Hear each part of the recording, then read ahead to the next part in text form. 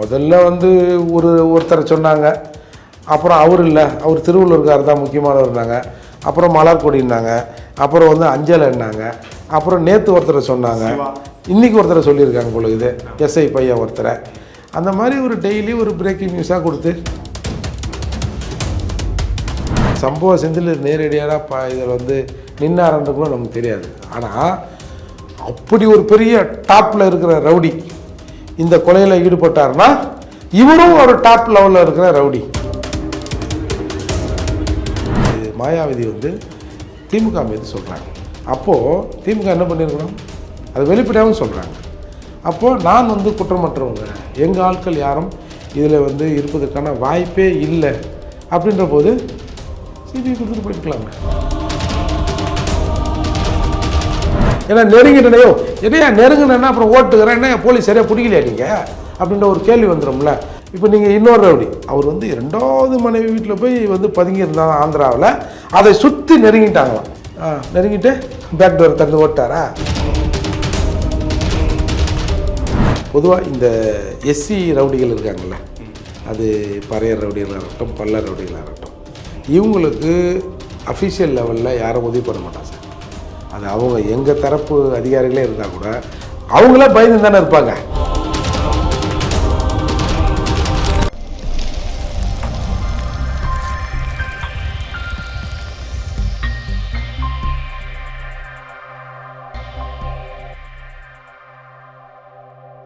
வணக்கம். இன்றைய நமது நிகழ்ச்சியின் சிறப்பு விருந்தினர் புரட்சி தமிழகம் கட்சியின் தலைவரும் பிரபல வழக்கறிஞருமான ஏர்பட் மூர்த்தி அவர்கள். வணக்கம் சார், எப்படி சார் இருக்கீங்க? நல்லா இருக்குங்க சார். ஆம்ஷா அவர்கள் கொலை வழக்கில் 4 ஒரு ரவுடி டெய்லி ஒரு வழக்கறிஞர் கைதுகிற மாதிரி காவல்துறை வந்து பண்ணிக்கிட்டு இருக்காங்க சார். ஆனால் அதில் முக்கியமான ஒரு பேர் வந்து அடிப்படுது அப்படின்னா சம்போ செந்தில்.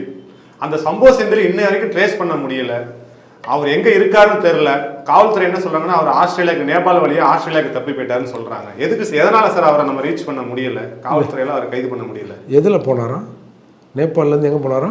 நேபாளில் இருந்து தப்பிச்சு ஆஸ்திரேலியா போயிட்டாரா? என்னவோ இவங்க தான் ஃப்ளைட் டிக்கெட் எடுத்து கொடுத்து வழி அனுப்பி வச்ச மாதிரிலாம் சொல்கிறாங்க சார். ஏற்கனவே இப்போ நீங்கள் பொதுவாக இந்த எஸ்சி ரவுடிகள் இருக்காங்கள்ல, அது பறையர் ரவுடிகளாக இருக்கட்டும், பல்லர் ரவுடிகளாக இருக்கட்டும், இவங்களுக்கு அஃபிஷியல் லெவலில் யாரும் உதவி பண்ண மாட்டாங்க சார். அது அவங்க எங்கள் தரப்பு அதிகாரிகளே இருந்தால் கூட அவங்களே பயந்து தானே இருப்பாங்க. நம்மளை எப்படா வந்து டீக்ரேட் பண்ணுவாங்க, நம்மளை எப்படி வந்து பத்தியா இவெல்லாம் வந்து இந்த பதவிக்கு வந்துட்டா இவங்ககிட்ட வந்து நம்ம சல்யூட் அடிக்கணும் அப்படின்னு போலீஸுக்குள்ளும் சாதி அந்த டிஸ்கிரிமினேஷன் நிறைய இருக்குது. அப்படி இருக்கும்போது இவங்க பண்ண மாட்டாங்க சார். ஆனால் பிற சமூகத்தில் இருக்கிற நபர்களுக்கு அஃபிஷியலாக நிறைய உதவி பண்ணுவாங்க. அதே மாதிரி அரசியல்வாதிகள் இருக்காங்கள்ல, முழுக்க ஒரு குறிப்பிட்ட சமூகம்னா அந்த சமூகத்தை சார்ந்த அரசியல்வாதிகள் அவங்க பின்னாடி இருப்பாங்க, தொழிலதிபர்கள் பின்னாடி இருப்பாங்க. அதனால தான் அவங்க வந்து இவ்வளோ லக்ஸரியாக இருக்க முடியுது. அது இவங்களுக்கும் ஒரு தேவை இருக்குல்ல. இப்போ பொது வழியில் வந்து இப்போ எல்லாரும் சொல்கிறாங்க அவன் இப்போ ஒரு ரவுடியால் ஒரு சமூகத்துக்கு ஒன்றும் பெருசாக பயனில்லை. இப்போ பறையர் சமூக ரவுடிகள் இருக்காங்க, எங்கேயாவது அட்ராசிட்டி நடக்கிற போது எப்பா அந்த ஊரில் இந்த அட்ராசிட்டி நடந்ததா அவனா, சரி நம்மகிட்ட தான் எவ்வளோ கிடக்குது, ஒரு 2 பேர் அமிச்சு அது என்னன்னு பாருங்கப்பா அப்படின்னு எங்கேயாவது சம்பவம் நடந்திருக்கா?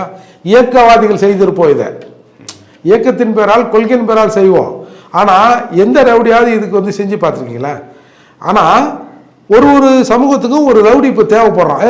எங்கால் இப்படிங்கிறான்டா, உங்கால் அப்படிங்கிறான்டான். அப்போது ஒரு குறிப்பிட்ட ரவுடியின் பின்னால் அந்த சமூக இளைஞர்கள் எங்கால் இவர் எங்கள் கெத்து அப்படின்னு சொல்கிறாங்களே, அதை தக்க வைத்துக் கொள்வதற்கு இங்கே வந்து அரசியல்வாதிகள் அவர்களை தக்க வைத்துக் கொள்கிறார்கள். அதால் இவர்களோட தொடர்பு இல்லாமல் யாருமே இங்கே வளர முடியாது சார். இன்றைக்கி சொல்கிறாங்க அவர் அங்கே பேசினார், இங்கே பேசினார், அதில் பண்ணார், இதில் பண்ணார். உண்மையிலே அது வந்து அவங்க பண்ணாங்களா பண்ணலையா, இல்லை இவங்க வந்து ஒரு பிரேக்கிங் நியூஸுக்காக இதோ அவரை தேடுற இவர் சார். இப்போ நீங்கள் எங்கேயோ ஊபி பக்கத்தில் எங்கேயோ ஒரு இடத்துல இருந்தார், உத்தரகாண்டில் இருந்தார், நெருங்கி விட்டோம் அப்படின்னு கைது பண்ணி விசாரணைன்னு கூட சொன்னாங்க. ஆமாம், இப்போ அப்படி தான் சொல்கிறாங்க, கைது பண்ணிட்டாரெலாம் சொல்கிறாங்கன்னு வச்சிங்களேன். இது நியூஸ் எப்படி விடுறாங்கன்னா, அவர் வந்து அந்த இடத்துல இருந்தார், தனிப்படை நெருங்கி விட்டது, தனிப்படை நெருங்கி விட்டதுன்னு டிவியில் நியூஸ் போட்டா யார் டிவிக்காரனா போடுறான், மீடியாக்காரனா போடுறான், போலீஸ் தானே அந்த விஷயத்தை கசிய விடுது. பெரும்பாலும் இந்த மாதிரி கசிய விட்டாலே கைது பண்ணிட்டு தான் வந்து கசிய விடுவாங்க. ஏன்னா நெருங்கிட்டனையோ எதையா நெருங்கினா அப்புறம் ஓட்டுக்கிறேன், என்ன போலீஸ் சரியாக பிடிக்கலையா நீங்கள் அப்படின்ற ஒரு கேள்வி வந்துடும்ல. அந்த பார்வையிலும் பார்க்கலாம். இப்போ நீங்கள் இன்னொரு ரவுடி அவர் வந்து 2வது மனைவி வீட்டில் போய் வந்து பதுங்கி இருந்தாங்க ஆந்திராவில், அதை சுற்றி நெருங்கிட்டாங்களாம். நெருங்கிட்டு பேக் டோர் திறந்து ஓட்டாரா? அப்போ என்னென்ன மாதிரிலாம் வந்து இந்த வழக்கை திசை திருப்புவதற்கு இந்த மாதிரியான நியூஸ்லாம் போடுறாங்க பாருங்கள். இது வந்து போலீஸ் லீக் பண்ணி தானே போடுறாங்க.